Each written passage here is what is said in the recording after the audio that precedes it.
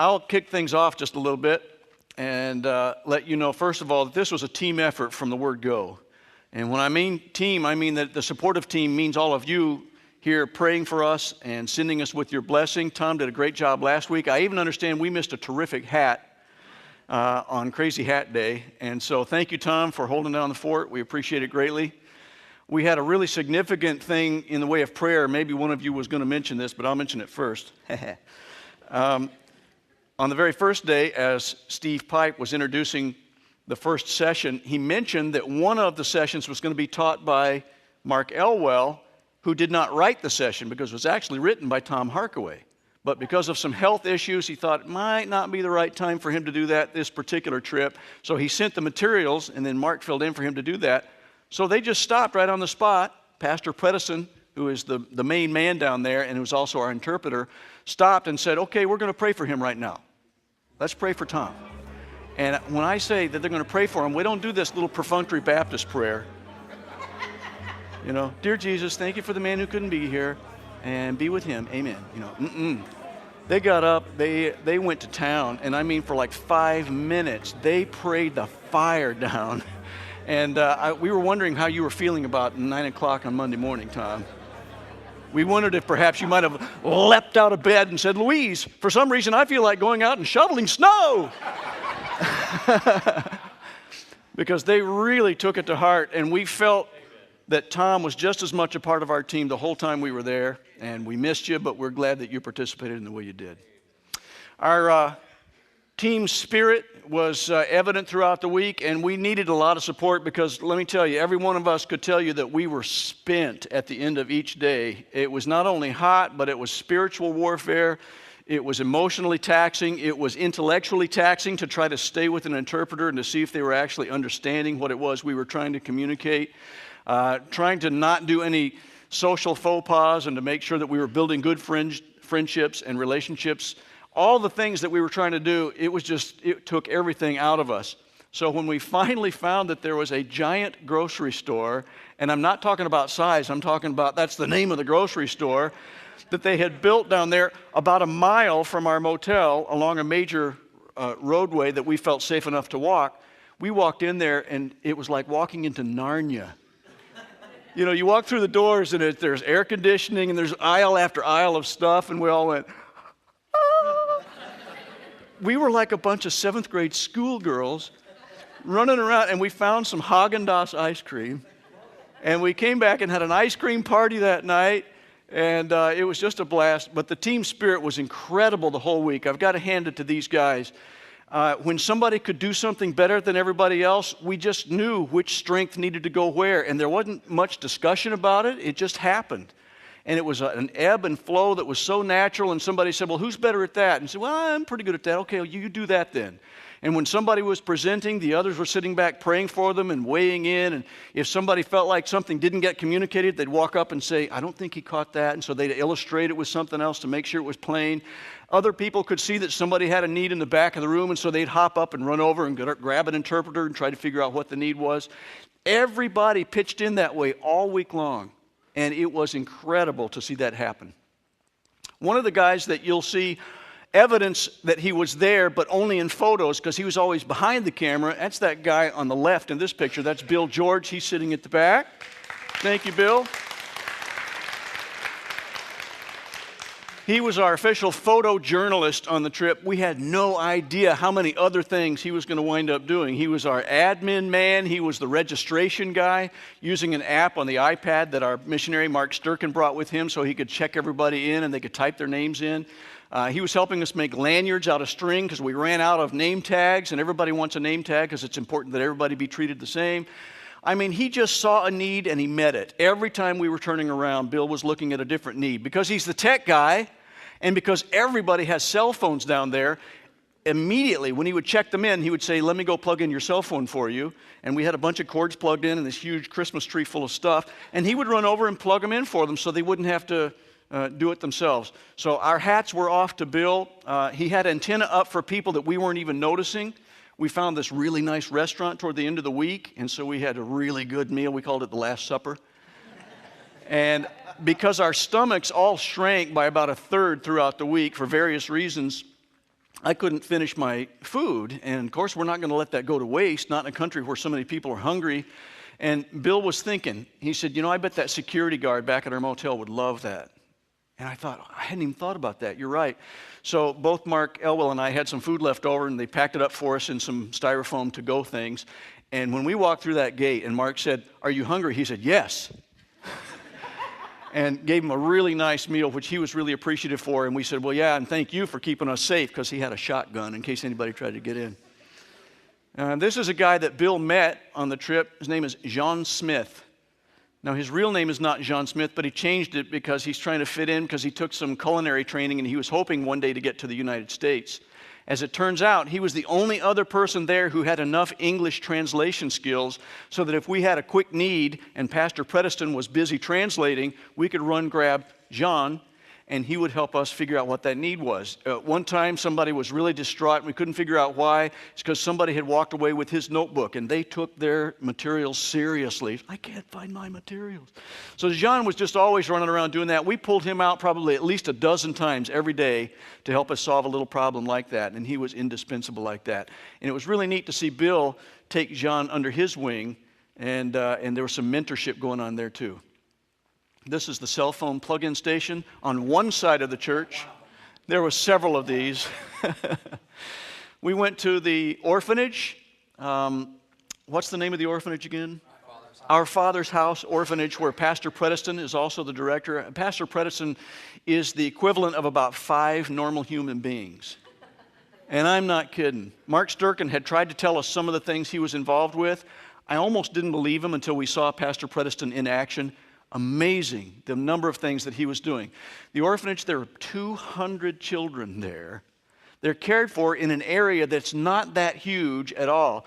We finally got them corralled enough in this little area where they have the tables where they would normally eat so that Pastor Mike could do a Bible story. And he kept them in stitches because he was very animated. But this one little girl was so tired that she just fell asleep and took her nap there. You don't know if you can even see me because I'm kind of faded into oblivion in the back because I'm white. But I'm sitting in the back. Every child there wants to get every part of themselves against every part of you because they lack physical touch from people who love them. From the instant I stood out from that little SUV that we showed up in, this little guy who's about the same age as my 3-year-old grandson grabbed my hand, and he was attached to me all the time we were there, the whole time. He was sitting right next to me, and while he was listening intently to Mike's story, he was playing with my beard and pulling my ear and doing all the stuff that 3-year-olds do. He was my buddy. And I actually had 3 little boys on my lap by the time that story was done. When all the kids cleared out, this little girl stayed there because she hadn't finished her nap yet. And I wish we could have gotten the second shot because she was the only one left. And there she was, just finishing her nap. Sweet place. Amazing. My point for saying that is that all of us, in the very first time that we got there, I think our first impression was, this is overwhelming. How can people live this way? I feel so hopeless right now. But over the week, that changed in so many significant ways. This is one of the little guys that wound up on my lap, too.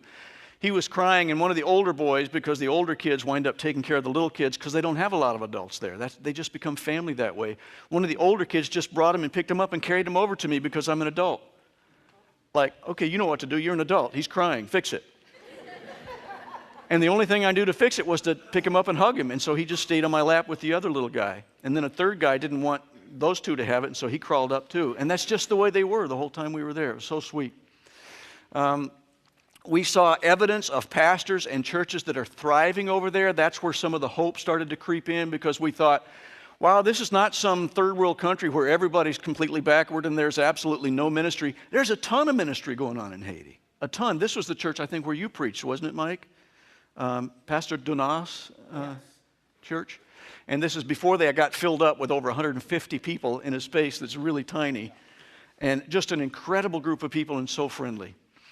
We found pastors who were eager and willing to learn. This was the highest educational level type of training that they have received to date, according to both Pastor Predeston and our missionary Mark Sturkin. He said they started very simply when Mark started about 2 years ago, building in these quarterly training times, and he started with about 20 pages of material for the whole week. And I had no idea that that's where they had started just 2 years ago. Mark said they could not possibly have gone through the material you taught them this week 2 years ago.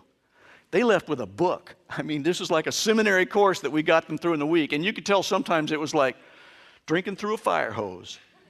But they got much of it, and we could see a lot of light bulb moments. Some of these pastors would start walking at 5 a.m.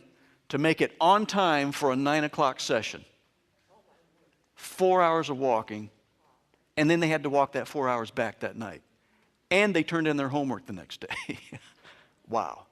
We had the first ever communion among this association of pastors. They had never had communion together before. They had only done communion in their churches. Not because they dislike each other. It just never been thought of, and they don't have a lot of resources. It costs money to go out and buy the stuff to have communion, and they're exceptionally poor. So at the giant supermarket, we found some really cute little plastic cups that were just right for some slightly oversized communion cups. We found some really dry crackers, and I found out that it takes about a minute and a half to take communion when you're chewing a really dry cracker. But what was really sweet was these pastors are starting to feel a sense of communion with one another. That was huge. We sensed that there was something kind of historic going on there.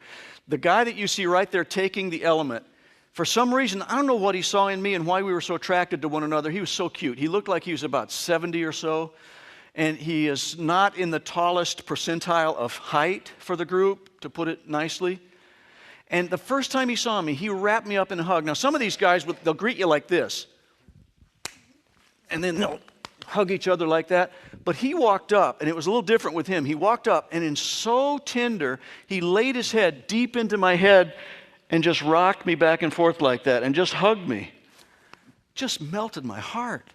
And he became my buddy. Every day he caught me and did that to me. And there were tears in his eyes on our final goodbye. And he must have hugged me for 2 minutes that time. And we both cried. Because God puts a love in our hearts for these people that we'd never met before. And we became part of them. And they're our brothers. And they're part of us.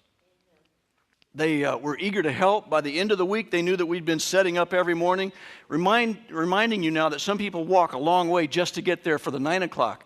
The more that the days went by, more people would show up at 8 o'clock so that they could help us set up the church. That was in addition to the rest of the training time. And when I started pointing around, I don't know French very well, but I pointed to the circles, and they looked at me like, how many circles? And I learned to go, 1, 2, 3, 4, 5. And they go, 5 circles. Yay, we did it. We communicated. And they would help us set up the 5 circles for our breakout sessions in small groups, as well as the rows, which we tipped sideways so that we'd have a blank wall to be able to project our materials on. This was the first ever time that Mark Sturkin said they had ever gotten a certificate for their training. And they loved it.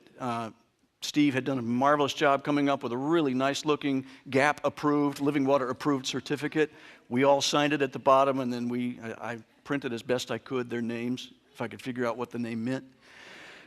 And we had a certificate ceremony, and these people took that so seriously, you would have thought they were graduating from college. I mean, they just took it so seriously. It was so special. This guy especially was really a funny guy.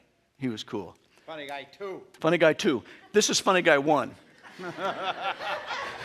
And when Mike went up to him, because Mark Sturkin had told him about that, he went up to him with an interpreter and said, hey, I understand that you're a funny guy.